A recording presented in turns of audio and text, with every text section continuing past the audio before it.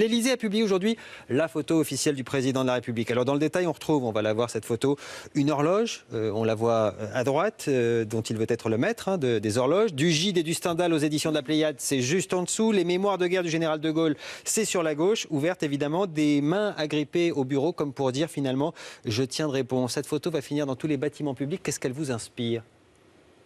Je vois qu'elle a inspiré en tout cas beaucoup de commentaires dans la presse. Cet homme est visiblement une forme de génie en communication, d'après tous les commentateurs. Mais ce qui m'inquiète, c'est qu'aujourd'hui, j'ai vu beaucoup de papiers, beaucoup de commentaires sur cette photo et beaucoup moins sur un sujet d'actualité qui devrait faire la une et sur laquelle vous auriez pu me poser les questions. Je veux parler des révélations qui ont été faites aujourd'hui dans la revue 21 sur tout simplement la responsabilité BNP. de la France, de l'État français, de la BNP aussi, mais de l'État français dans le génocide au Rwanda. Donc moi, je demande très solennellement... On peut en parler, mais on reparlera de cette photo après, si vous le voulez bien. Alors, ben oui, mais c'est important, pardonnez-moi, parce qu'on commente énormément l'image, on le trouve sympathique, on trouve qu'il y a plein de choses importantes et on n'aura pas assez des 11 minutes qui nous restent. Alors, parlons du Rwanda. Je suis en train de vous parler d'un génocide qui a été un des plus rapides de l'histoire et qui a coûté la vie à 1 million de personnes au Rwanda. Je veux juste que vous entendiez cela. Bon, il y a une responsabilité de la France qui, visiblement, a armé les Hutus. Donc je demande solennellement à ce que l'État français, et donc le président de la République qui est en photo ici, tout simplement permettent l'ouverture des archives pour que la vérité soit connue sur ce drame qui est un drame mondial, inacceptable et malheureusement particulièrement méconnu. Alors je ne veux pas ne pas répondre à cette photo, mais si vous voulez, moi cette photo, je la regarde, je sais qu'elle est photoshopée, je sais qu'elle est très commentée et que Emmanuel Macron est sans doute un maître dans la communication, mais cela ne peut pas masquer, comment dirais-je, le caractère un peu monarchique, le style un peu monarchique du personnage. Il est plus fort que Jean-Luc Mélenchon en communication ? Il est plus fort que Jean-Luc Mélenchon. Parce que Jean-Luc Mélenchon, c'est un maître en communication aussi. C'est pas vous qui allez dire le contraire. Non, et c'est important la communication. C'est ce que j'allais dire. Vous savez l'utiliser, la communication politique. En termes de fond, la France insoumise. En termes de fond, de contenu, de perspective. Il a moins de contenu que Jean-Luc Mélenchon. Permettez-moi de dire qu'il n'y a pas photo. Cette photo, on va peut-être arrêter sur cette photo d'ailleurs. Jean-Luc Mélenchon a décidé qu'il n'irait pas au Congrès à Versailles. Justement, Emmanuel Macron a réuni le Parlement. Il veut fixer sa feuille de route. Qu'est-ce que vous en pensez? Tout le monde est d'accord? Nous l'avons décidé. Oui, c'est une décision de groupe que nous avons prise. Ça ne vous intéresse pas de savoir ce qu'il a à dire, le président, aux parlementaires? Écoutez, il suffit d'allumer la télé pour savoir ce qu'il va dire. D'abord, il escamote le débat parlementaire, puisque vous savez que il vient présenter ce qu'il a à dire, et ensuite il s'en va.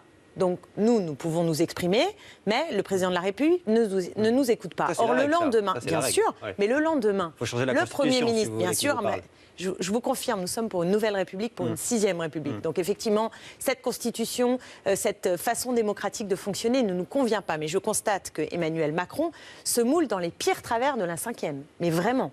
Et donc le lendemain, mardi, le Premier ministre va demander la confiance au Parlement. Donc il va dire quelle est sa feuille de route. Donc il lui grille la politesse. Nous n'avons pas le droit de nous exprimer devant le président de la République. Donc nous estimons que c'est une totale mascarade. La politique et qu'il n'y a de la chaise aucune vide. raison. C'est pas la chaise vide. C'est une autre forme de chaise pleine. C'est une expression démocratique pour vous, la politique de la chaise vide? J'estime que quand la démocratie est escamotée et qu'on veut d'une certaine manière nous faire assister... Mais vous avez été élu député, c'est quand même Bien pour sûr, siéger. et je siège au Premier Parlement. congrès, vous n'y allez pas? Je vais même vous dire autre chose. Non seulement j'ai été élue pour siéger, mais j'ai été élue pour me battre sur toute une série de lois.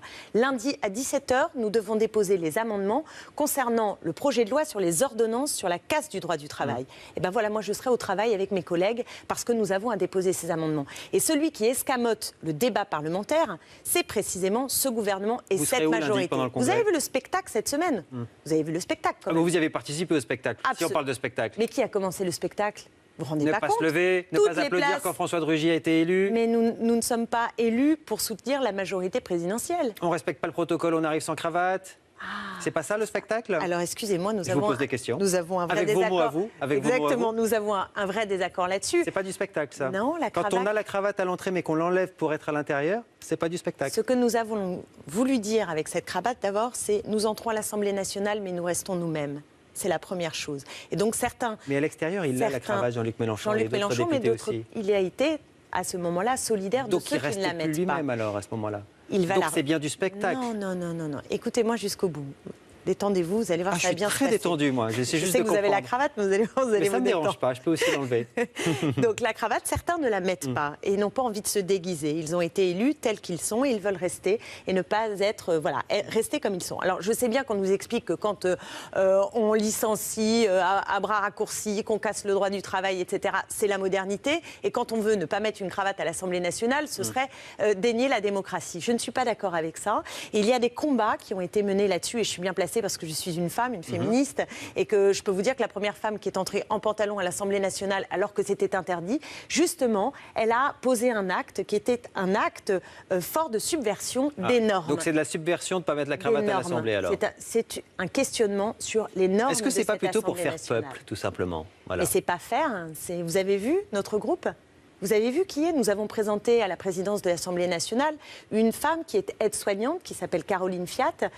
Voilà, c'est pas pour faire peuple. Notre groupe est davantage à l'image du peuple, je pense, que un certain nombre d'autres groupes. Donc nous voulons rester nous-mêmes. Vous vous sentez plus légitime pour représenter le peuple que d'autres groupes comme La République En Marche, par exemple? Évidemment qu'on se dispute cette représentativité. La seule chose que je peux vous dire... Mais est-ce que vous vous sentez plus légitime? On a le sentiment, quand on écoute Jean-Luc Mélenchon, qu'il se sent plus légitime pour parler au nom du peuple et pour dire qu'il représente le peuple. C'est un enjeu et nous pensons que notre programme, notre projet est mieux à même de défendre les intérêts des catégories qui aujourd'hui souffrent des politiques qui sont menées. Je parle des ouvriers, des employés, des précaires, des femmes, des personnes issues de l'immigration qui subissent le racisme, de beaucoup de personnes qui aujourd'hui forment le peuple et ne se sentent en effet pas représentées dans cette Assemblée nationale. Et je vais vous dire une chose de très sérieuse et grave, c'est que le Parlement, aujourd'hui, il présente une majorité très confortable pour le président de la République. Mais c'est une majorité de façade qui est liée un mécanisme de la Ve République et aussi au fait qu'un certain nombre de personnes ont voté Macron pour mettre dehors le Parti Socialiste et l'UMP, les Républicains, qui ont géré ce pays depuis 30 ans. À chaque élection, avec on est élu pour des raisons, en positif et en négatif. Là, il y a une vague quand même un peu singulière. La seule chose que je crois, c'est qu'il n'y a pas de majorité d'idées pour toute une série de projets que veut mettre en œuvre le président Macron. Il n'y a pas de majorité sur la casse du droit du travail dans ce pays. 2/3 des Français ne veulent pas d'une nouvelle loi travail de type El Khomri. Je ne suis pas sûre qu'il y ait une majorité pour constitutionnaliser l'état d'urgence. Quand vous voyez, par exemple, que Jacques Toubon, défenseur des droits, les Français ont quand même tranché. A les dit élections que c'était sont passées, dangereux. Clémentine Autain, ça vous a pas échappé. Les élections, c'est fini, c'est passé. C'était hier et avant-hier. Bien sûr, mais je suis en train de vous dire qu'en dépit de Ils ont cette tranché, élection, les Français, on est d'accord. En dépit de cette élection, il y a eu beaucoup d'abstention, vous l'avez subi aussi. Vous avez été élu avec 17,5% des voix, vous-même, Clémentine Autain.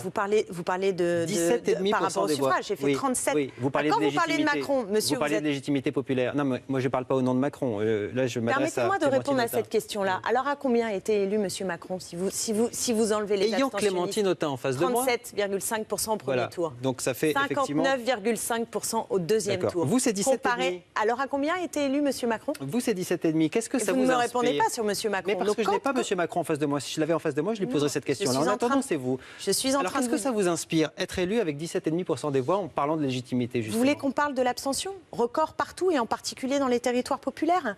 Vous croyez que c'est de ma faute personnelle? Non, vous puisque vous pas dites que qu'on les est plus politiques légitime pour représenter le peuple. C'est pour ça. Je suis en train de vous dire, vous savez, monsieur... c'est un fil, cette discussion, cette interview. Je suis en train de vous dire, monsieur... Je rebondis sur ce que vous dites. Que monsieur Macron a réalisé 23%, je parle là comme mes 37% et demi, d'accord? Et c'est le chiffre que vous utiliseriez si vous parliez de monsieur Macron. Mettons sur les suffrages exprimés, ce que nous avons réussi à mobiliser, d'accord? Jean-Luc Mélenchon a fait 19,5%. Nous sommes une trentaine de cette famille politique à l'Assemblée nationale. Vous trouvez ça démocratique, monsieur? Vous pensez réellement que sur 577 députés, notre famille politique, elle vaut 30 députés dans l'Assemblée nationale? Vous le croyez sérieusement? Les frontistes vous diraient notre famille politique n'en vaut pas 8. Mais c'est encore... Et c'est la réalité. C'est encore un autre débat. Je combats le Front National. Non, c'est pas un autre débat. Je combats le Front National. Il y a 2 groupes. 8 députés à l'Assemblée nationale pour le Front National. Ne me racontez pas que c'est la réalité politique du pays. Il y a 2 groupes qui prétendent avoir une légitimité un peu supérieure au nom du peuple, le vôtre et le groupe des communistes. Vous n'avez pas su vous entendre. Apparemment, lundi, vous ne saurez pas vous entendre non plus, puisque les communistes appellent à une manifestation devant les grilles du château de Versailles, où aura lieu le congrès. Et vous, ce sera plutôt à République, si j'ai bien compris, Jean-Luc Mélenchon. Comment se fait-il que vous ne soyez pas capable, même un combat comme celui-ci, contre le congrès, de le faire ensemble? Je le regrette. D'abord, vous savez que moi, j'ai vraiment souhaité, tenté d'œuvrer pour que nous ayons un groupe commun. rassemblés. Je pense que nous aurions été plus forts en étant une trentaine de députés rassemblés dans un même groupe.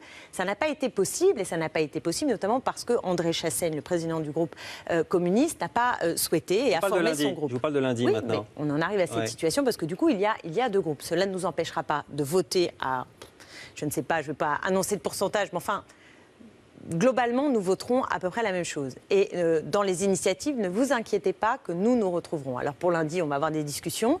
Nous avons pris des initiatives chacun dans les réunions de groupe.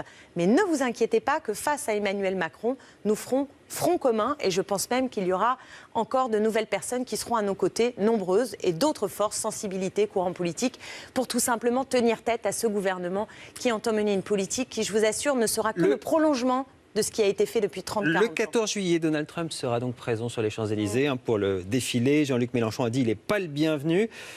C'est quand même notre allié dans la lutte contre le terrorisme. Est-ce que rien que ça ne nécessite pas de faire des ponts avec un pays comme les États-Unis ? Écoutez, en l'occurrence, je trouve très curieux, en termes de symbole, que le 14 juillet, le président de la République... 14 juillet, c'est un symbole quand même.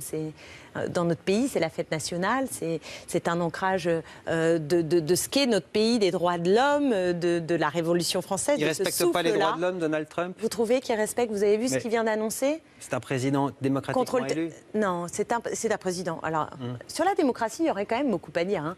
Démocratiser quand ça vous arrange. Moi, je ne suis pas élu démocratiquement, mais Trump, lui, il n'y a pas de problème, il est élu démocratiquement. Quand ça vous arrange. Je vais vous montrer deux, trois photos qui sont sorties sur Twitter par une suppléante d'un député de La République En Marche. Je n'ai pas fini sur Trump. Hein. Oui, mais c'est intéressant parce que je rebondis sur ce que vous venez de dire. Regardez, Hugo Chavez, Bachar el-Assad, Raphaël Correa. Bachar el-Assad.